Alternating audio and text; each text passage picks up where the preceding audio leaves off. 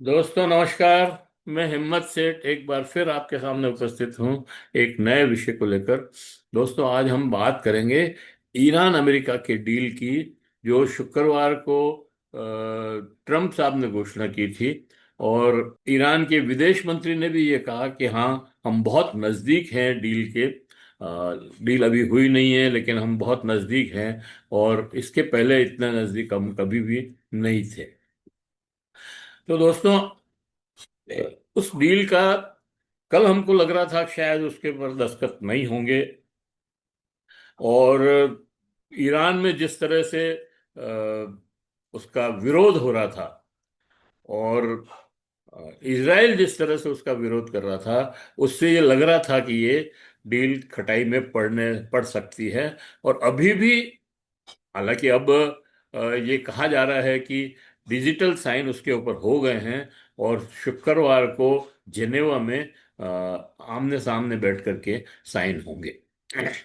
तो ये एक बड़ी उपलब्धि है अगर देखा जाए तो। दोनों देशों के बीच में जो शांति समझौता हुआ है, ये एक्चुअली कोई डील नहीं है, ये एमओयू है। और एमओयू का कोई ज्यादा महत्व नहीं होता है, लेकिन फिर भी इस डील के बाद बहुत सारी चीजें ईरान के पक्ष में तय हुई है। और ईरान ने अपनी मजबूती के साथ खड़े रहने से उसको बहुत बहुत सारा लाभ मिल रहा है। हालांकि अभी भी इस डील की कई बातें कंट्रोवर्शियल है, क्योंकि ट्रम्प साहब कुछ कह रहे हैं और ईरान के जो विदेश मंत्री हैं बातचीत, वो कुछ कह रहे हैं। दोनों में बहुत अंतर भी दिखता है कई कई जगह। लेकिन फिर भी ये, अगर ये डील हो जाती है तो विश्व शांति के लिए अच्छी बात है, क्योंकि इससे विश्व की इस जो अर्थव्यवस्था खराब हो रही थी वो ठीक होगी। तेल के आने जाने का जो रास्ता बंद थे, ब्लॉकेट लगे हुए थे, वो खुल जाएंगे। और लोगों को इससे काफी राहत मिलेगी, महंगाई से राहत मिलेगी। और रोज रोज के बम फोड़ने से शांति से दोनों देश जो है काम कर सकेंगे। लेकिन ऐसा होगा क्या, सवाल ये है। अब पूरी बात करें दोस्तों, उसके पहले मैं ये अपील कर दूं कि अगर आपने अभी तक भी हमारे YouTube चैनल महावीर समता संदेश को सब्सक्राइब न किया है तो सब्सक्राइब कर लें, बेल आइकन दबाना न भूलें। अगर वीडियो अच्छे लग रहे हैं तो लाइक करें, फॉरवर्ड करें और लोगों को भेजें। और अगर कमेंट बॉक्स में जाएं, कमेंट लिखे, सुझाव दें। आपकी कमेंट और सुझाव हमें और बेहतर करने की ओर अग्रसर करेगी। तो दोस्तों, इस डील के जो विवादित प्रश्न हैं वो ये हैं कि एक तो इनरिच यूरेनियम जो ईरान नहीं देना चाहता है, उसको ट्रम्प साहब कह रहे हैं कि उन्होंने तय कर लिया, मान लिया है कि हम दे देंगे। तो ये एक बड़ा विवादित प्रश्न है।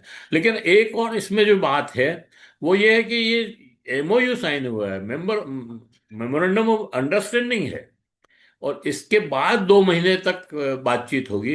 हो सकता है वो यूरेनियम की बात और अणु बम की बात और परमाणु बम बनाने या ना बनाने की बातें उसमें तय हो जाए। इस डील में बड़ी बात जो तय हुई है वो हॉर्मुज के वहां से अमेरिका का जो ब्लॉकेट लगा हुआ है वो हटाने की बात है। और ईरान का जो ईरान ने जो रास्ता रोक रखा है हॉर्मुज स्ट्रेट का, उसको हटाने की बात हुई है। अब इसमें भी पेच है।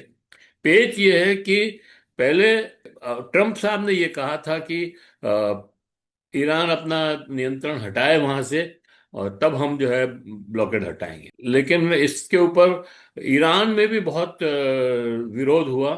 और ईरान के जो लीडरशिप है उसने भी कहा ट्रम्प साहब को, नहीं, ये हम नहीं मानेंगे। आप पहले आज से ही ब्लॉकेट हटाना शुरू कर दो, आपके हट जाएगा ब्लॉकेट, उसके बाद हम हटाएंगे।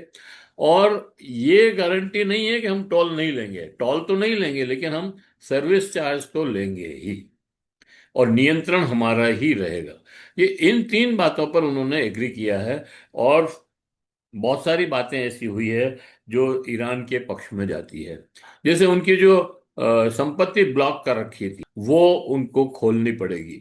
और ये इस साइन होने के पहले उनको आधी संपत्ति, मतलब 12 ट्रिलियन या 12 मिलियन डॉलर या ट्रिलियन डॉलर जो भी है, वो देना पड़ेगा। तो वो जब देंगे तो साइन होंगे। तो ये एक बहुत बड़ी जीत है। और प्रतिबंध उनको हटाने पड़ेंगे। ईरान जो है अपना तेल कहीं पे भी बेच सकेगा, इसके लिए कोई रोक टोक नहीं होगी।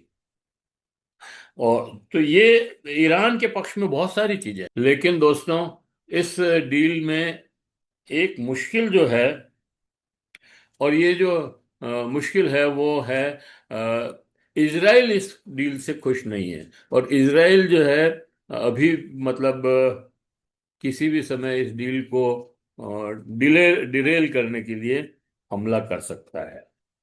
और अगर हमला हुआ तो ईरान उसका जवाब देगा। और ईरान अगर जवाब देगा तो ये डील खटाई में पड़ जाएगी। ये बड़ा एक वो है। और ऐसा माना जाता है कि रात में इजराइल ने हमला किया बेरूत के ऊपर, और हिजबुल्ला के ऊपर, दक्षिणी लेबनान में भी हमला किया। कई जगह उसने हमले किए हैं। और इसकी वजह से ये डील खटाई में पड़ सकती है। लेकिन शायद ट्रम्प साहब ने इजराइल को समझाया है या कुछ कहा है। लेकिन ये बात भी सही है कि इजराइल के जो प्रधानमंत्री है नेतन्याहू, उनकी जान जो है इस युद्ध में ही अटकी पड़ी है। अगर युद्ध बंद हो जाएगा तो उनकी उनकी जो प्रधानमंत्री का पद है वो जाने वाला कि बिल्कुल तैयार है, क्योंकि उनके ऊपर भ्रष्टाचार के आरोप हैं और वो कोर्ट में केस चल रहे हैं। दूसरा, उनके अक्टूबर में चुनाव हैं। और अगर ये चुनाव में मतलब ये अगर ये प्रूव कर नहीं कर पाते हैं कि हमने ईरान को कमजोर कर दिया, ईरान का यूरेनियम हमने इनरिच यूरेनियम खत्म कर दिया, उनको परमाणु बम बनाने से रोक दिया, ये जो बातें हैं, जो इस युद्ध के पीछे मुख्य बातें थी, वो कुछ भी उनको प्राप्त नहीं होता है। और अगर लेबनान से और बैरूत से और लेबनान के दक्षिणी भाग से अगर सेनाएं हटानी पड़ती है इस डील के चलते, क्योंकि इस डील की एक मुख्य बात यह है कि सभी मोर्चों पर युद्धबंदी होगी। और वो जब तक नहीं माना ट्रम्प, तब तक ये साइन नहीं हुए। तो इसलिए ये तो पक्की बात है, होनी चाहिए कि अब हमास, हूती और हिजबुल्ला और इराक के मिलिशिया, इन सब के ऊपर हमले बंद होने चाहिए इसराइल के। और इसराइल की सेना यहाँ से पीछे हटनी चाहिए। अगर ये नहीं होता है तो ये डील कुछ काम की नहीं रहेगी। ईरान ने यह भी स्पष्ट किया कि हॉर्मुज खोलने के बाद भी अ, उनका नियंत्रण रहेगा हॉर्मुज के ऊपर, और उनकी स्वीकृति से ही जहाज आ जा सकेंगे। ऐसा नहीं होगा कि कोई भी युद्ध पोत जो है या युद्ध सामग्री लेकर के हमारे रास्ते से निकल जाए। हालांकि इजराइल का जो अस्तित्व है वो अमेरिका की वजह से बना हुआ है। अमेरिका अगर उनको हथियार न दे तो वो कहीं दो दो दिन भी किसी युद्ध में नहीं टिक सकते। और अगर अगर उनको आर्थिक मदद न दे तो वो देश जो है भूखों मरने लग जाए। इस तरह की स्थिति है। इसराइल की कोई बहुत अच्छी स्थिति नहीं है। हालांकि उसका दबदबा और मोसाद और ये सब चीजें होकर के वो आयरन डॉम और वो सब अब फेल हो गए। आयरन डोम को पीट दिया ईरान ने। मोसाद के को पता नहीं लगा कि वो बंधक कहाँ रखे हुए हैं, और इतना बड़ा हमला कर दिया, उसका पता नहीं लगा। तो अब वो सब चीजें खत्म है। लेकिन ट्रम्प साहब की प्रॉब्लम यह है कि वो इसराइल को नाराज नहीं कर सकते हैं। इसराइल को नाराज इसलिए नहीं कर सकते हैं कि जो जाइनस लॉबी है अमेरिका में, जो अमेरिका की राजनीति को कंट्रोल करती है, और अगर वो नाराज हो जाए तो ट्रम्प साहब की राजनीति खत्म हो जाएगी। और अगर ट्रम्प साहब इस कठिन समय में अगर वो नियंत्रण कर ले और जाइनस लॉबी के विरुद्ध भी हो जाएं, और इस ट्रम्प इसको मान लें, इस डील को लागू करवा दें, तो चुनाव में नवंबर में जो चुनाव होने वाले हैं उसमें शिकस्त हो सकती है। तो ये एक बड़ी समस्या उनके सामने है। लेकिन हमें ये भी लगता है कि ये डील जो है एक तरह का धोखा है, और ये सिर्फ और सिर्फ नित्यानु साहब ये सारी मांगे इसलिए मान रहे हैं, और कुछ पूरी कर भी देंगे, इसमें कोई दो राय नहीं है। वो संपत्ति जो जब्त की हुई है, वो आदि काफी संपत्ति तो यूएई में है, और सऊदी अरब में है, और भी कई जगह है।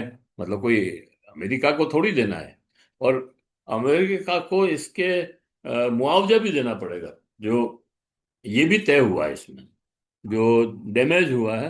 अब वो मुआवजा इन खाड़ी देशों के साथ से दिलवाते हैं, या खुद देते हैं, या और कोई इसका अरेंजमेंट करते हैं, ये नहीं पता है, लेकिन मुआवजा देना पड़ेगा। तो मैं ये कह रहा था कि अगर ट्रम्प साहब इस डील को मान भी जाते हैं और सारी चीजें लागू भी कर देते हैं, फिलहाल 2 3 4 महीनों के लिए, नवंबर में उनके चुनाव हैं, चुनाव जीतने के बाद वो फिर से हमला कर दे, इसकी क्या गारंटी है?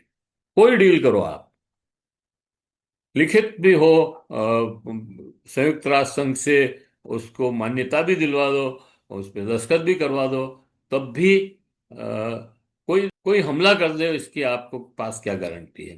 तो ये एक संभावना, बहुत बड़ी संभावना है।